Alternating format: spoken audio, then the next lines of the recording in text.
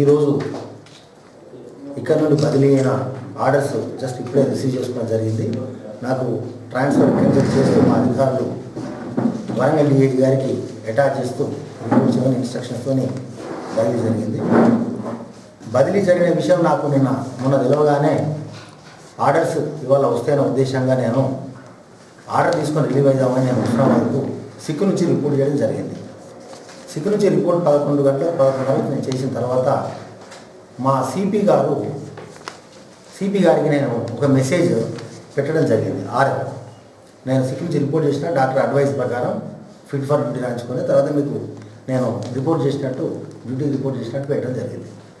1 గంట తర్వాత మా ఏసీపీ గారి ద్వారా మా సిపి గారు ఏం చెప్పించిందంటే, అసలు సిక్కు నుంచి రిపోర్ట్ చేయడం అక్కడ కాదు, ఆ సీట్లో కూర్చోవద్దు, హుస్నాబాద్లో ఆయన ఉండకూడదు, చక్కగా వచ్చి నాకు రిపోర్ట్ చేయమనండి, ఈవెన్ ఆ జీప్ కూడా వాడకూడదు అనే ఆదేశాలు హుకుం జారీ చేయడం జరిగింది.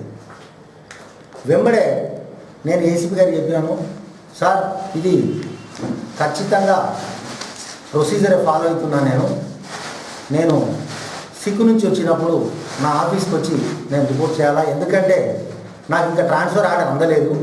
ట్రాన్స్ఫర్ ఆర్డర్ ఒకవేళ అందుతో కూడా ఇమ్మీడియట్గా వితిన్ సెకండ్స్ అని రిలీవ్ అయిపోతాను, మీకు అంత బాధ ఉంటే అని కూడా చెప్పడం జరిగింది.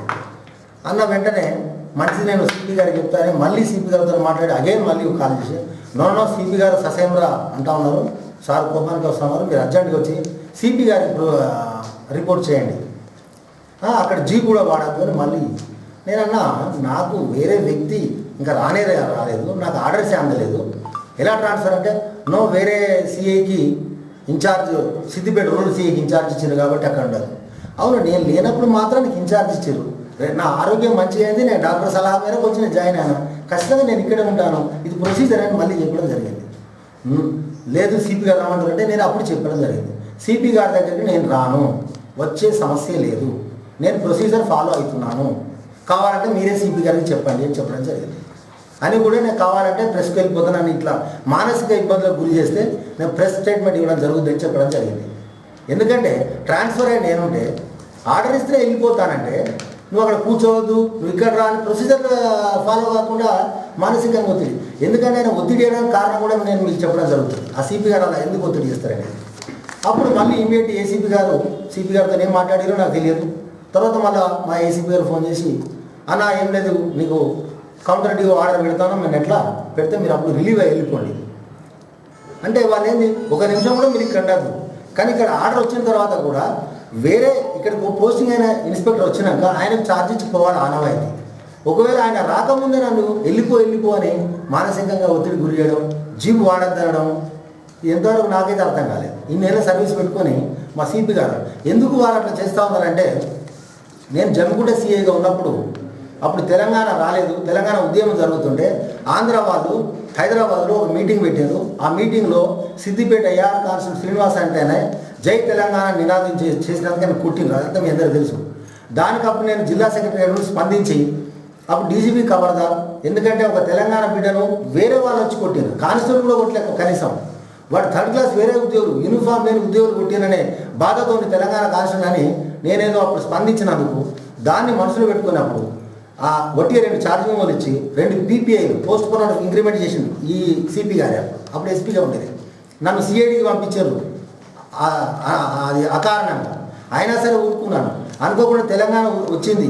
తర్వాత నేను సీఎం గారు కలిశాను, రిపీటెడ్గా నేను రిప్రజెంటేషన్ ఇచ్చినాను, సార్ తెలంగాణ కోసం స్పందించి నేను నౌకరు కూడా కొట్టుకున్నాను. అప్పుడు యాక్చువల్ జమ్మగూడలో నేను డీజీ గారి మీద స్పందించినప్పుడు ఎస్పీ నాతో నిలబెట్టుకున్నాడు, రవీందర్ ఎస్పీ గారు, ఆయన తిడితే నేను కూడా తిట్టినప్పుడు దాన్ని బేస్ చేసుకొని నాకు ట్రాన్స్ఫర్ చేశారు. అది అయినా 2వ రోజుకు 3వ రోజుకు హరీష్ రావు గారు నాకు పొద్దున 6 గంటలకు ఫోన్ చేశాను, నేను వాకింగ్లో ఉంటాయి, బ్రదర్ మీరేం భయపడకండి, మీ వెనక మేము ఉన్నాం, తెలంగాణ మొత్తం ఉన్నది అని. అయినా నేను దాన్ని ఎక్స్ప్లాయిటేషన్ చేయలేదు, పోయి నాకు ప్రమోషన్ ఇవ్వలేదు, నేను అడుక్కోలేదు.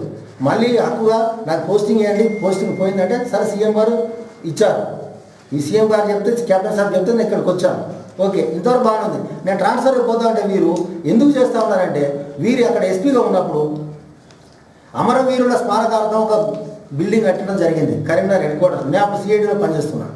అప్పుడు ఈ ఎస్పీ గారి మీద నేను ఈ భవనం ఎట్లా నిర్మించారు, ఇందులో ఏమైనా అవకతవకలు జరిగినాయా అని ఆర్టీఐ యాక్ట్లో నేను అడగడం జరిగింది.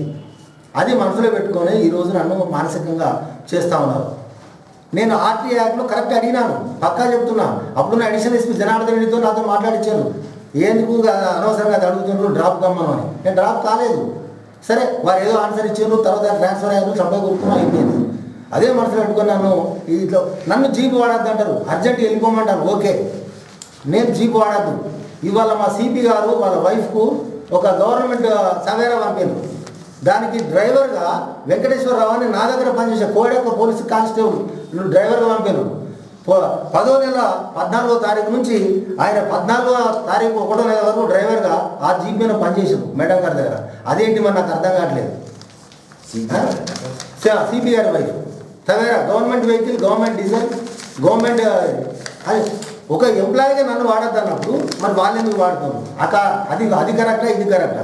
ఈ స్టేట్మెంట్ ఇవ్వడం ద్వారా నాకు ఒరుగుద్దని కాదు. Yes I'm working in the discipline force, కాదంటలేము. కాకపోతే ఇంత మానసికంగా గురి అయితే ఇది కనీసం సీఎం గారికి మా డీజీ గారి దృష్టికి పోవాలా? ఏ రిప్రజెంటేషన్ ఇచ్చినా ఏం కావు. దానికోసం మాత్రం పెట్టడం జరిగింది. నేను రిలీవ్ అవుతున్నా, ఇప్పుడు వెళ్ళిపోతున్నా. కాకపోతే నన్ను జీపు వాడద్దు, ఇమీడియట్గా వెళ్ళిపో, కుర్చీలో కూర్చోవద్దు, అచ్చి రిపోర్ట్ చేయి, ఈ బాధకు మాత్రమే పెట్టడం జరిగింది. ఇది పై అధికారుల దృష్టికి వెళ్ళాలనే ఉద్దేశం కొద్దిగా పెట్టడం జరిగింది.